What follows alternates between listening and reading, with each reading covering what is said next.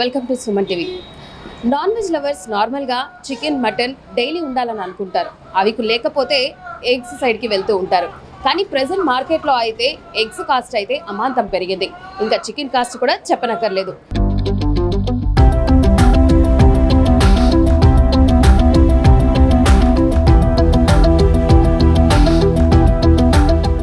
Daily తినే వాళ్ళు కూడా చాలా కష్టపడుతున్నారు అది తీసుకొని తినాలి అంటే. ఇంకా చెప్పాలంటే ఎగ్స్ అయితే కూడా చాలా కాస్ట్ అయితే పెరిగింది. ముందు 5 రూపీస్ ఉన్నది, ఇప్పుడు 7 రూపీస్కి పెరిగిపోయింది. ఒకసారి చికెన్ కాస్ట్ కావచ్చు, ఎగ్ కాస్ట్ కావచ్చు, ఎందుకు ఇప్పుడు ప్రెసెంట్ ఇలా పెరిగింది కాస్ట్ కావచ్చు, ఆ విషయాలని ఇక్కడ ఓనర్ అయితే ఉన్నారు. ఒకసారి ఆయన అడిగి తెలుసుకుందాం. Hi sir. Hi madam.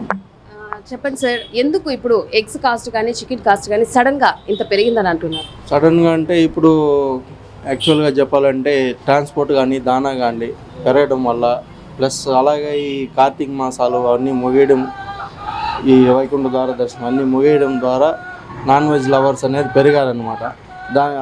అది ప్లస్ మార్కెట్లో డిమాండ్ బేస్ చేసుకొని రేట్లు అనేది పెరిగాయి. యాక్చువల్గా అయితే 170, 130 దాకా కార్తీక మాసంలో బిజినెస్ అనేది చికెన్ రేట్ ఉండేది అనమాట. ఇప్పుడు అమాంతం 70-80 రూపీస్ పెరిగిందనమాట 1 వీక్ 10 డేస్లో. 240, 220 రేటు మధ్యలో నడుస్తూ ఉన్నారు చికెన్ రేటు. కోడిగుడ్డు ధర అయితే 4.5 రూపాయలు ఉండేది, దాదాపు 7 రూపాయల దాకా పెరిగింది మేడం ఇప్పుడు. ఈ విధంగా ఈ ట్రాన్స్పోర్టు దానా ప్లస్ అందులోనూ non veg lovers new year ఎక్కువ అట్రాక్ట్ అవ్వడం వల్ల ఎక్కువ హోటల్స్ కానీ ఇది బిజినెస్ పెరగడం వల్ల రేట్ కాస్ట్ పెరిగిన తర్వాత ఏమన్నా లాస్ అవ్వడం అట్లా జరుగుతుందా? లాస్ ఆఫ్ అంటే మనకు కన్జంప్షన్ అనేది ఎక్కువ మార్జిన్ అనేది ఉండదు మేడం.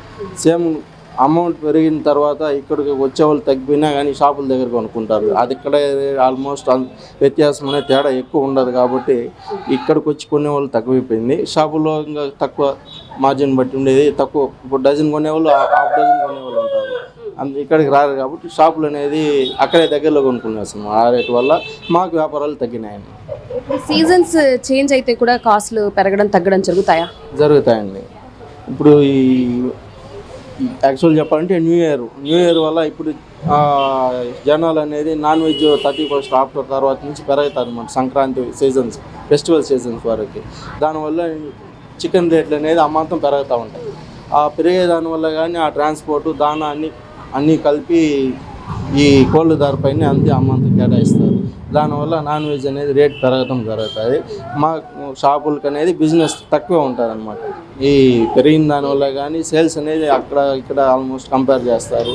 10 రూపాయలు 20 రూపాయలు తేడా ఉండే చోట అటు ఇటు డైవర్ట్ అయ్యే బిజినెస్ అనేది తగ్గుతాయి. అదే రీజన్ అనమాట మేడం. ఇప్పుడు మళ్ళీ ఎప్పటికీ నార్మల్ అవ్వచ్చు అట్లా ఏమైనా ఐడియా ఉందా? నార్మల్ అనేది ఆల్మోస్ట్ ఇంకా 15 డేస్ 28th తారీఖు అవ్వచ్చు, డౌన్ అవ్వచ్చు అని అంచనా వేస్తాము సంక్రాంతి సీజన్ అయిన తర్వాత. ఇప్పుడు ప్రెసెంట్ న్యూ ఇయర్కి అయితే బాగా జరిగిందంటారా? న్యూ ఇయర్కి అయితే పర్లేదు, జరిగింది. ఇప్పుడు సీజన్స్ వైజ్ తగ్గుతుంది కాస్ట్, ఒక్కొక్కసారి పెరుగుతుంది అంటారు కదా. చలికాలం ఇప్పుడు ప్రెసెంట్ అంటే కోడి అనేది ఎక్కువ ఫీడింగ్ తీసుకోదు, రేట్ అనేది రేజింగ్ ఉంటుంది, సైజులు తక్కువ ఉంటాయి మనం.